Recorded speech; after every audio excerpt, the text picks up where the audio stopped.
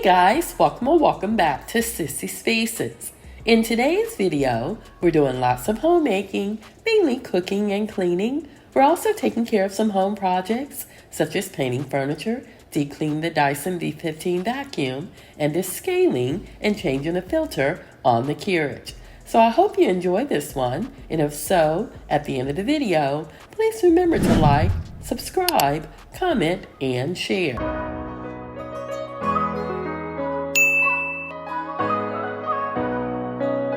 If my voice sounds a little off, it's because I'm currently dealing with a cold, and I'm hopefully nearing the end of it, so please bear with me.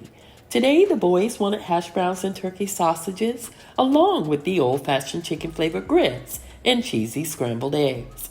In the summer, I like cooking a fourth-course breakfast to hold them over most of the day, because during the summer, we spend a lot of time outdoors, which means we expend or use up a lot more energy.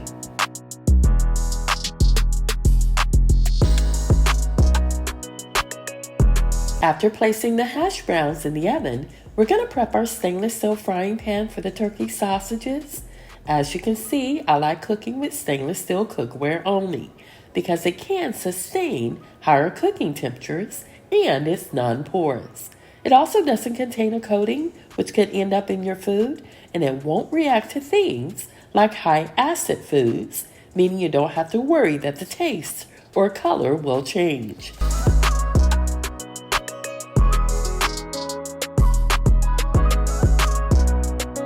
These are turkey sausages, and there's not really a difference in taste from the pork sausages. I no longer purchase pork products after reading an article that the meat of the pig becomes more saturated with toxins than many of its counterparts.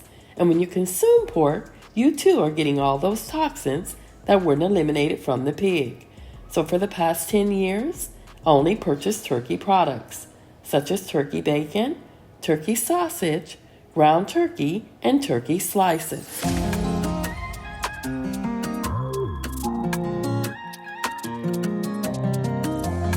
I was recently asked how I was able to achieve such fluffy scrambled eggs. And in my opinion, it's a couple of things. First, you need to preheat the pan before adding the eggs.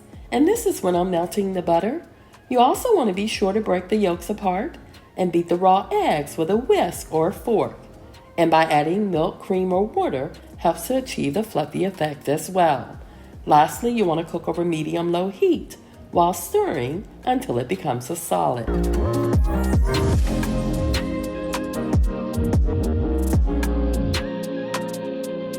You'll also notice as I cook, I stay organized by returning things to their designated space. This not only saves time later, but also reduces clutter. And after I've used the cookware, I place it in warm soapy water to soak, which makes for an easier cleanup later.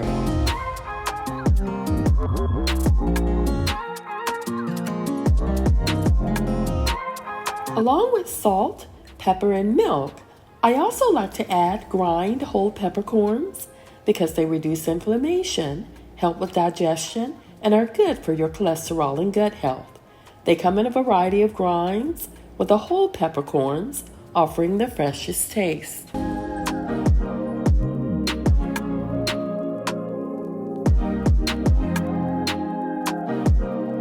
Now that our eggs are prepared, I'm placing them in the fridge until our unsalted butter has completely melted. And to ensure I don't overcook the grits, I always taste them midway through the cooking cycle. If they have a crunchy taste, this means they are undercooked and need to cook longer, or you may just need to add more water.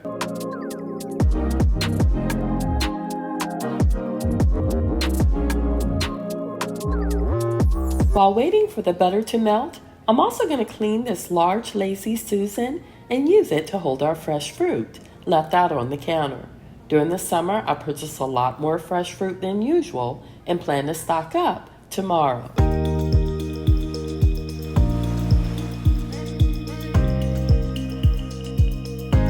Our unsalted butter has melted, which means it's time to scramble our cheesy eggs.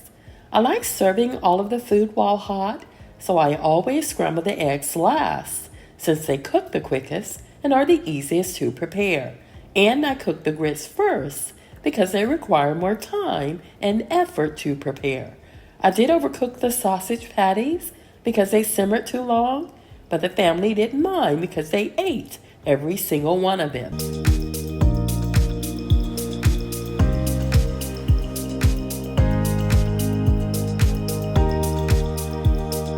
I just heard the oven timer for the second time because I added a few more minutes on the oven in order to ensure our hash browns were crunchy once removed. According to the package directions, you're supposed to cook in a preheated 425-degree oven for 22 to 24 minutes, turning the patties halfway through the cooking time. But I added an additional 2 minutes on each side to allow for a more crunchy taste, just the way the family and I like them.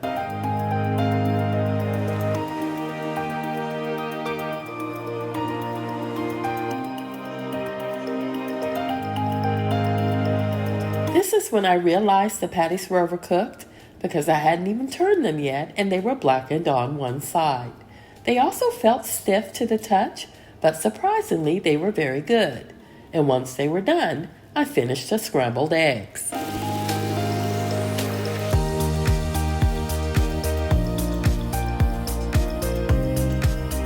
For those that are new to my channel, I like storing food in glass containers and placing them on the countertop for the family to help themselves.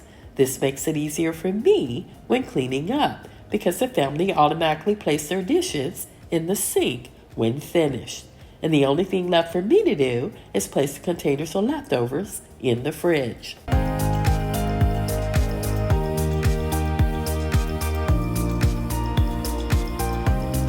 Believe it or not, Max, our fur baby, has already eaten breakfast today. I fed him first so he could take a potty break before I began cooking. He doesn't like to be alone, so whenever the boys are upstairs in their rooms, he hangs out with me or Dad. Dad is currently finishing up yard work, so that's why he's hanging out in the kitchen with me instead.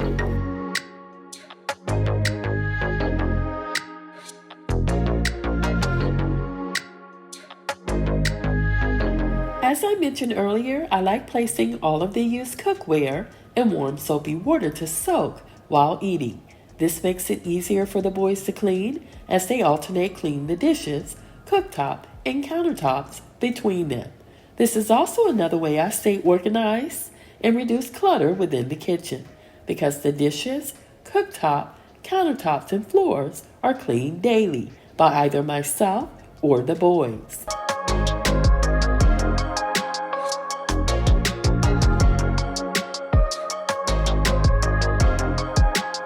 As you can see, the sink is not filled over the top of the used cookware, so I like removing the food residue off the top of them and allow the water covering the remaining areas in Dawn Power Wash to do the rest. After placing the sausages in another glass storage container, we'll arrange the food on the countertop because presentation is everything, and then everyone, including myself, can help themselves.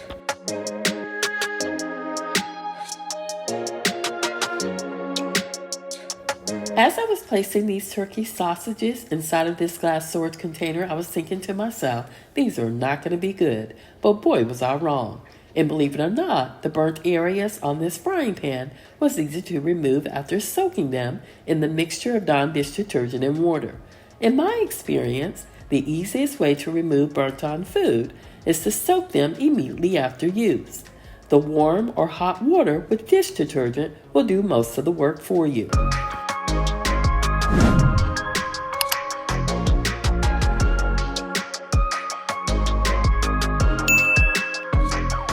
Breakfast was delicious, and now that everyone has had their fill, it's time for cleanup.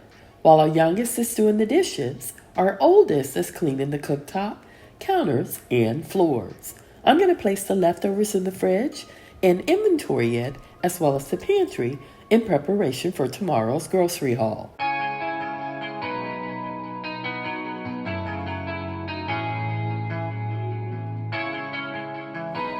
After inventorying the fridge and pantry, it was time to do some routine cleaning in the family room. Our youngest son removed most of Max's hair from the sofa and vacuum. So the only thing I need to do is clean the rest of the furniture, starting with my favorite leather chair, as well as clean the unworn TV, console tables, and fireplace.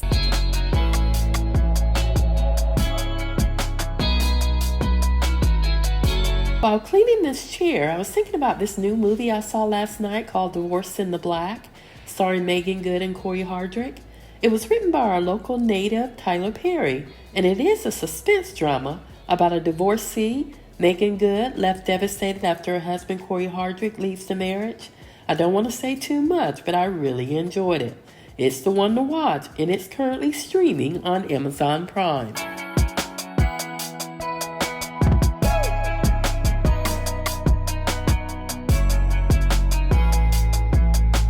I sanded down this tray and stained it a few months ago, and once done, didn't like it, but it's beginning to grow on me now. I'm also still enjoying the summer decor I'm currently displaying on our console tables, but plan to change them out when I decorate for fall.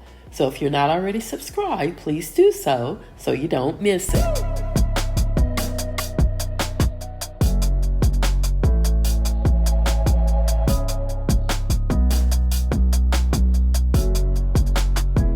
I was able to find some beautiful fall stems from the at-home store and Hobby Lobby, and I can't wait to show them to you. I'm still looking for some pillow covers for the sofa in our bed, but so far I haven't found anything I like. If you have any suggestions, leave them in the comments.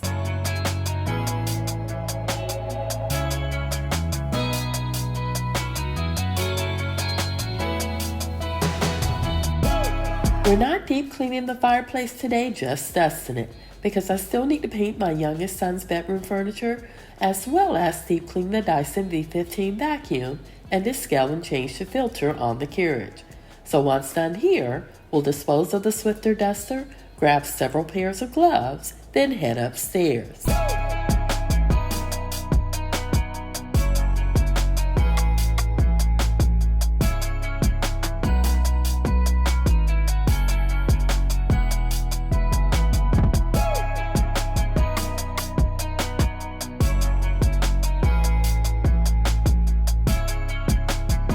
I want to thank DWIL for sponsoring this part of today's video.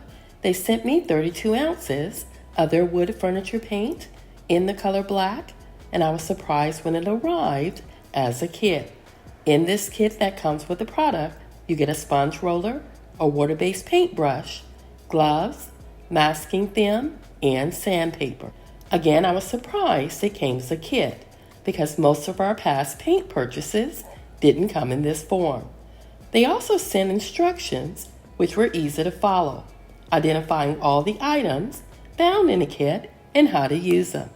Since I had already prepped the area the night prior, I only needed to use the roller, brush, and of course the paint.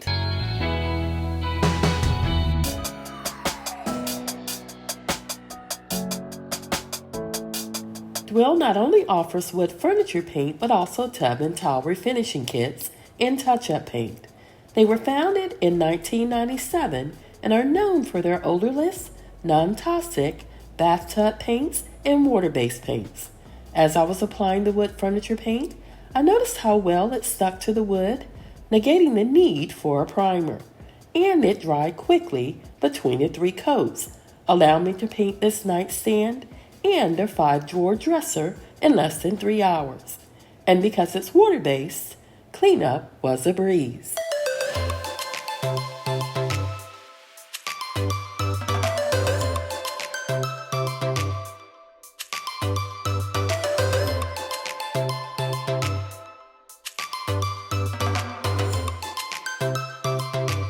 This was my first time painting furniture, and I was surprised at just how easy it was. I also liked the fact that DWIL paint was thick, thus causing fewer drips, and it was odorless, meaning fewer breaks were needed. I did take about a 30-minute break in between coats to allow the paint to dry, and left the dresser and nightstand to dry overnight prior to returning them to his bedroom.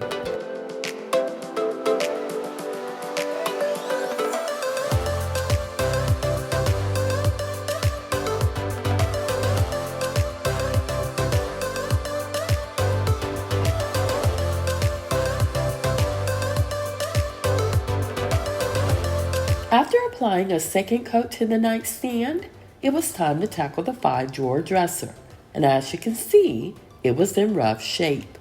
Overall, I am highly impressed with the DWIL wood furniture paint and plan to use their product again to paint other pieces of wood furniture within our home.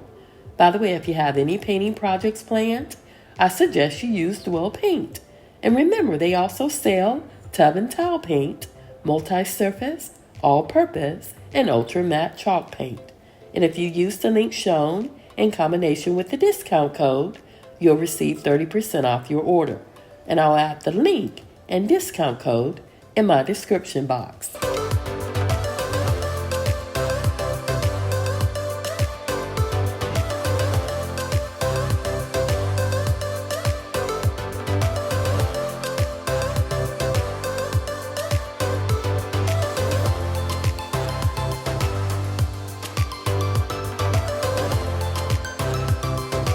Once I was done applying the third coat, I realized that I forgot to paint around the drawer fronts, and as I opened them, they were full of dust.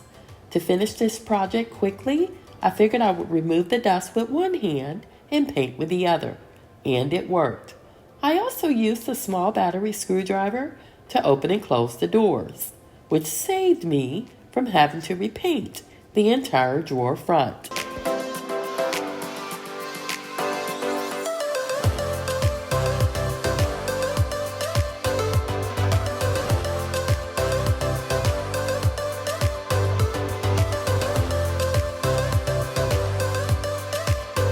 I also used Rust-Oleum to paint the knobs from the dresser and nightstand, as I never liked the chrome color from before, and once done, took an hour break to review our bathroom remodel plans.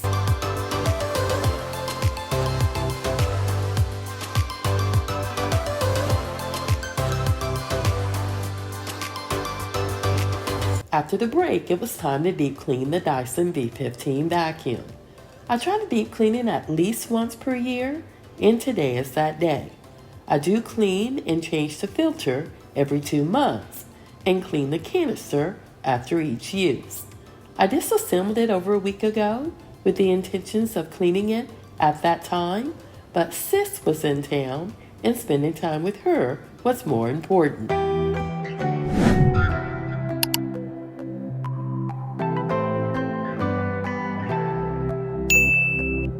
As you can see, the only cleaning tool I'm using is a microfiber cloth dipped in warm soapy water, and I'll use a Swiffer duster to clean the filter. By the way, I did purchase additional filters from Amazon, which allows me to clean the old one and continue to use the vacuum while the old one dries overnight.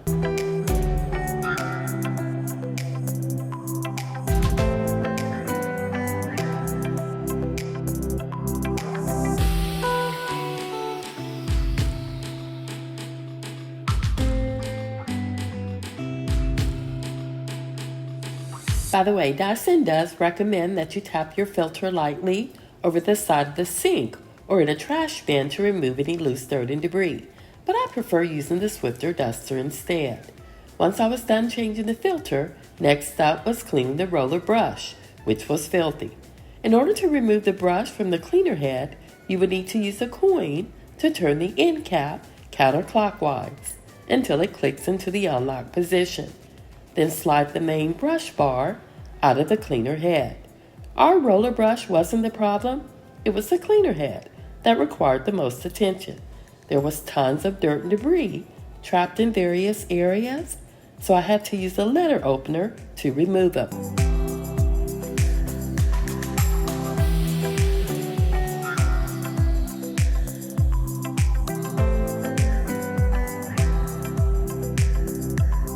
I did need to rinse the microfiber cloth several times because, again, the cleaner head was filthy. I also cleaned and disinfected the sink once I was done. After removing most of the dirt off the towel, using the iHome portable vacuum, I decided to combine the letter opener and wet microfiber cloth to remove any remaining gunk out of the cleaner head, and it worked.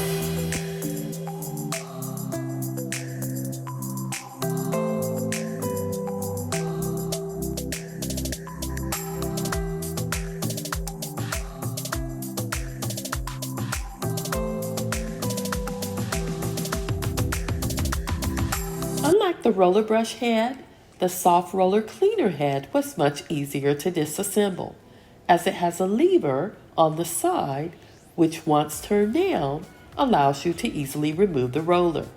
My roller was sticky and dirty, so I had to remove it by hand, and after removing the debris from the lever, I ran the roller brush under tap water while using my hands to clean it, and as you can see, it was absolutely filthy.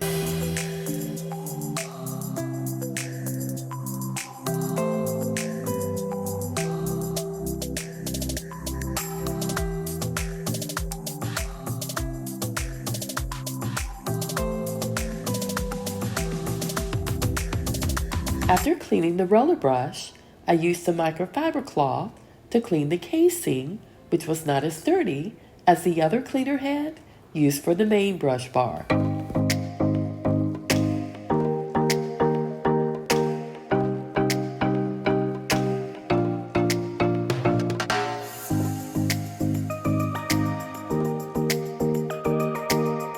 Next up is the hair screw tool that I use to clean the sofa, ottoman, step stool, and chairs within our home.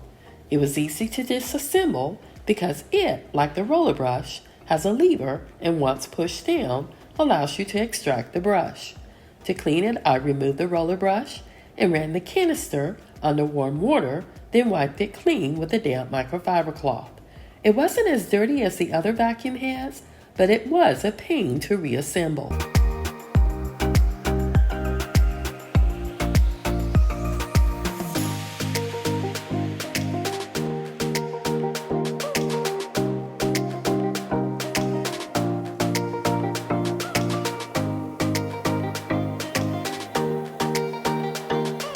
Cleaning our Dyson V15 vacuum is done, and I like to allow it to air dry for a few hours before reassembling it. I also did a quick clean of the iHome portable vacuum cleaner. I've only had it for a couple of months, so it wasn't that dirty. You can run the canister and cleaning tools under tap water to clean them, but I chose to use a paper towel since it wasn't as dirty as the Dyson V15 vacuum brush heads. There were some stubborn bits stuck in the canister, but with a few taps and shakes, I managed to dislodge it.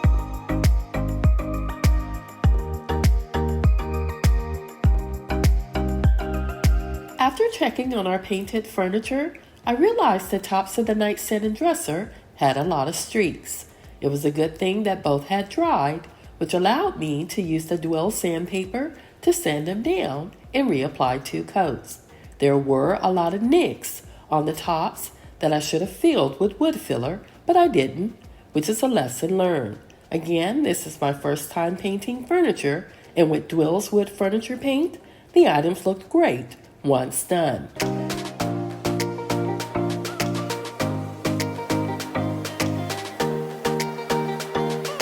Although not shown, I did sand, cleaned, and then applied a generous amount of paint to the tops before using the roller.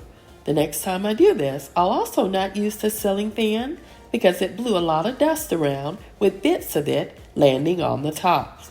And I decided to use the extra paint on the roller to paint the foot of the bed.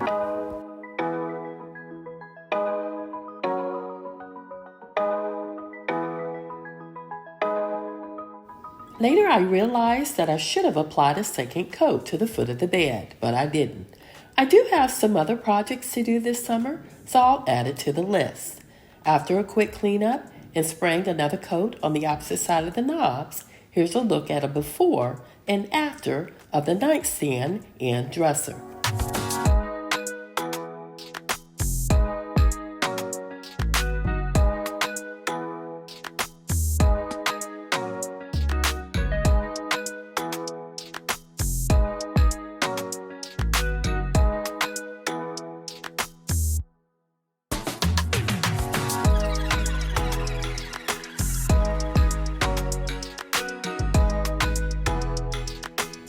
Before reassembling the Dyson, I needed to descale and change the filter on the carriage, which is the last project on our list of things to do today. Last week we disassembled it and deep cleaned all the parts in warm soapy water. So today's descaling and changing the filter should move pretty quickly. It does take about 45 minutes to do this because you have to wait 30 minutes after using the descaling solution before changing the filter. That's if you plan to do both at the same time, and changing the filter is a 6-minute process of its own.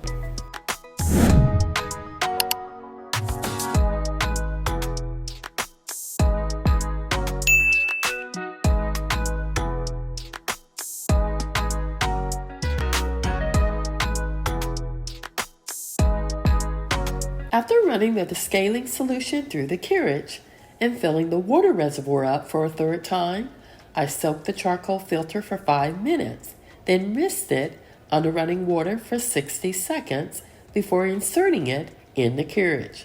Carriage does recommend you descale your coffee maker every 3 months or more often if you brew more than 8 pods per day. And they recommend you change the filter every 2 months. But don't worry, the coffee maker will let you know when it's time to do both.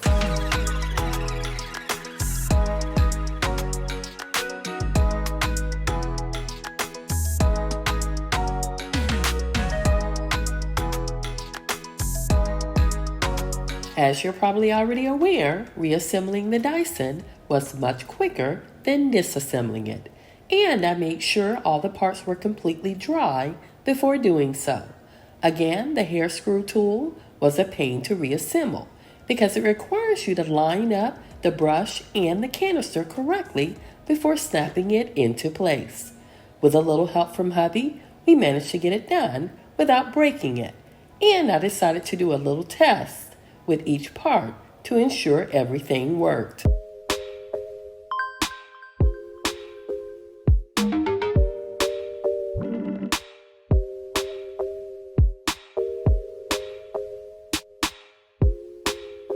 Although not shown, I did wipe down the counters and deep cleaned and disinfected the sinks prior to storing everything back to its designated space. And since I store the filters under the dryer, I like to bag them to prevent them from getting dirty.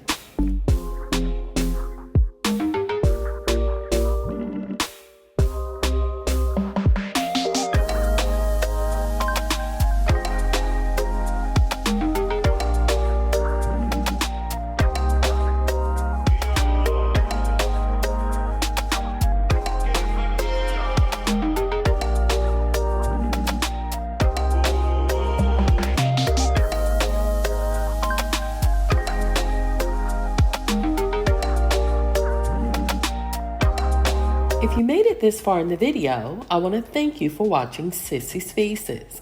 And if you enjoyed today's video, please like, subscribe, comment, and share. Again, thanks for watching, and I'll see you in my next video.